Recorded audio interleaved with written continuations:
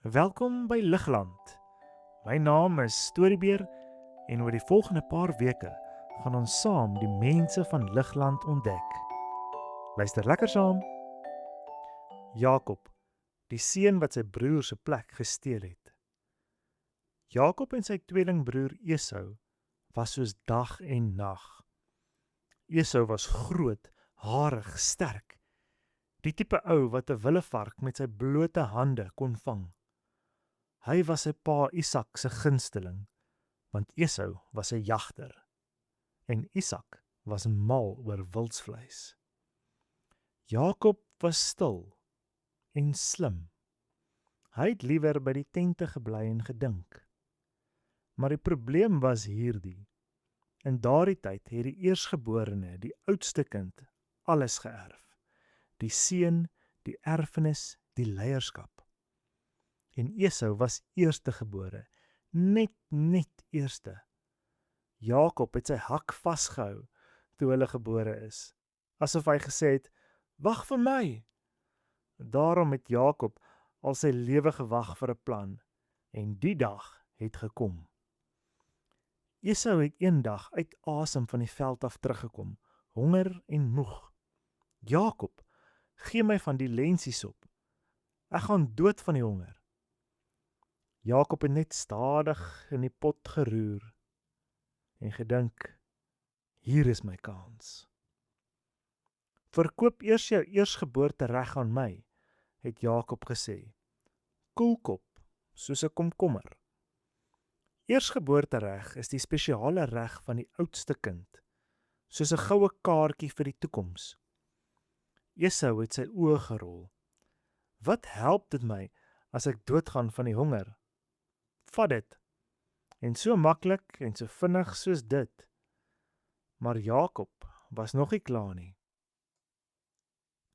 Jare later, toe Isak oud was en byna blind, het hy vir Esau geroep, "Gaan jag vir my, maak lekker kos, dan sal ek jou seën voor ek sterf." 'n Seun van 'n pa was in die tyd iets geweldig groot. Nie sommer net iets nie.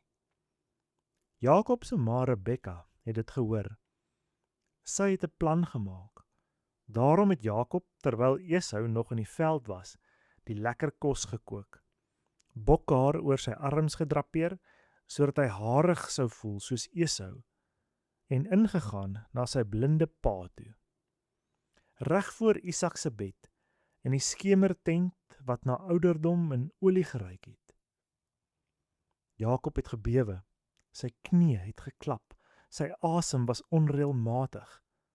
Hy gaan my uitvang. Hy gaan dit weet. Ek is in groot moeilikheid. "Wie is jy?" het Isak gevra. "Ek is Esau," het Jakob gejok. Isak het getwyfel. "Kom nader, laat ek jou voel." Jakob het nader gegaan. Sy hart het so hard geklop, hy was seker sy pa kon dit hoor. Isak het sy arms gevoel, die bokhaar, die grofheid daarvan, en gedink, die stem is Jakob se, maar die hande is Esau se. En daar was stilte. Toe het Isak hom geseën, maar God laat niks net so staan nie. Toe Esau uitvind wat gebeur het, was hy briesend kwaad. Jakob moes vlug, ver weg, alleen met niks. En in die nag, op 'n koue klip in die middel van nêrens, het Jakob gedroom van 'n leer wat bo tot by die hemel opgaan, met engele wat op en af klim. En God het gepraat. "Ek is by jou, oral waar jy gaan." En Jakob het wakker geskrik. Sy wange was nat. Hy het sy pa gekil, van hom gevlug en alleen opgeëindig. Maar God was nog daar. Onthou, jy hoef nie perfek te wees vir God om by jou te bly nie. Jakob was verseker nie perfek nie, maar God het hom tog nie losgelaat nie. Fluit, fluit. My storie is uit.